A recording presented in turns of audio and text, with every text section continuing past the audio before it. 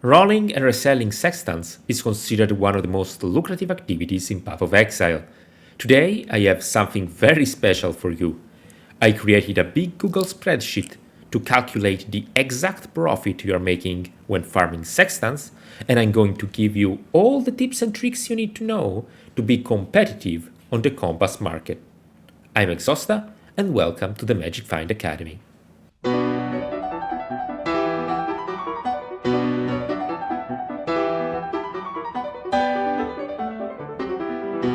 Recently, many content creators have spoken about compass farming, but they mostly referred to awakened sextants and they use TFT prices to calculate the profitability of sextant rolling. Now, I checked those prices and they were often rather inaccurate, generally leading to overestimating profits. So this is my Google spreadsheet, the Magic Find Academy, and I created this page to discover how profitable sextant rolling really is. The link for the spreadsheet is in the description below, and what I did was I put all of these prices manually without using TFT. I just checked the PoE market and put whatever seemed reasonable to me. Now the page looks a bit intimidating, but in reality it's pretty simple. On the left we have all of the elevated sextants, and on the right side the awakened sextants. Now these numbers here represent the weight of the sextants, and they can be converted into the actual chance to roll the sextant modifiers. Now, as you can see, some of the good ones are pretty rare to find. For example, the duplicated life force is very rare, 0.24% to roll it on an awakened sextant, and 0.29% to be rolled on an elevated sextant.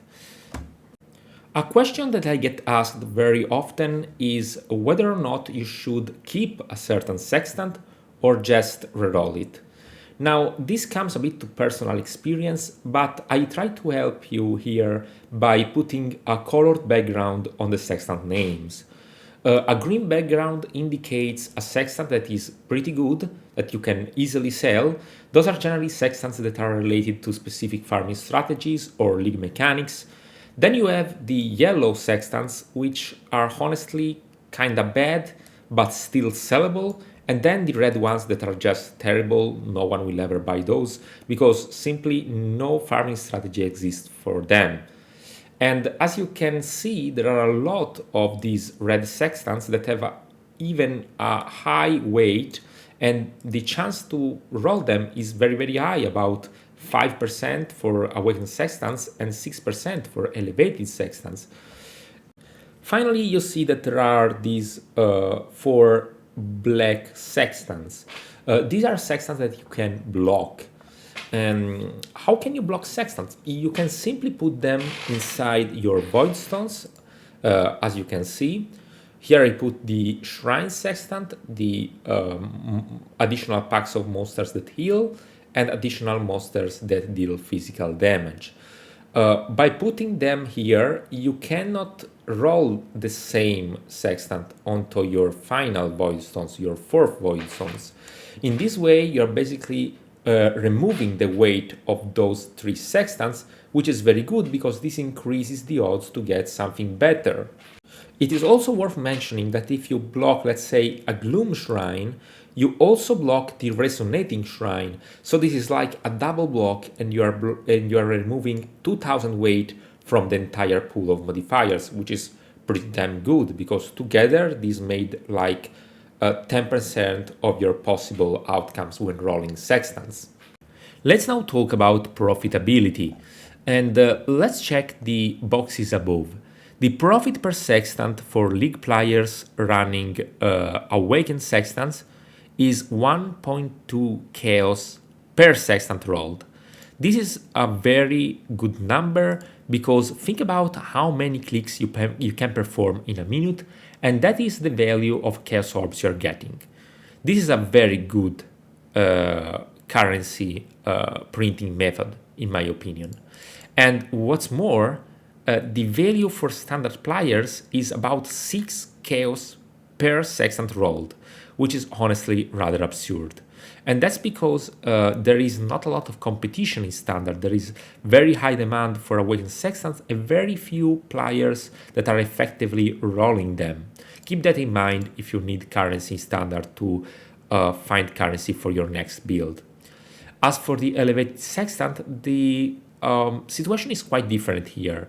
We have negative profit for league players and an insanely high profit for standard players. So how could that be? How is it possible to get a negative profit from rolling elevating sextant, which should be supposedly a profitable activity? Now, part of the reason is that my values for sextants are very conservative. I simply put the awakened values and multiplied them by 4 when the sextant test was identical to the one of the awakened variant. And this is not really accurate because elevated sextant are valued by players way higher than awakened sextant, since having 16 chargings means they have less micromanagement to do during their farming session. That's something that psychologically really affects player. Now, a practical example: I was rolling elevated sextants the other day, and I had a lot of these harbinger sextants, and I put them at 0.6 divines price. I thought this was the correct value for the sextant. Then people started spamming me and buying out all the sextant that I had. So I raised the price, I put 1 divines, and they kept spamming me. Then finally I put 2 divines for the sextant, which is way higher than it should be, and people still bought the sextants. And I was quite shocked because I didn't really realize how important it is for players to have a convenient pacing to their farming, and elevated sextant really helped with that. In conclusion, sextant rolling is very profitable for league players and extremely profitable for standard players, and I think that you should really give it a try, especially if you need some easy currency. It is worth considering that whenever you roll a lot of elevated or awakened sextants, that is not only useful to make some profit on the market, you can also store them in your stash tabs and just use them whenever you need for your farming strategies without relying on trade. What about you guys? Did you ever try compass farming?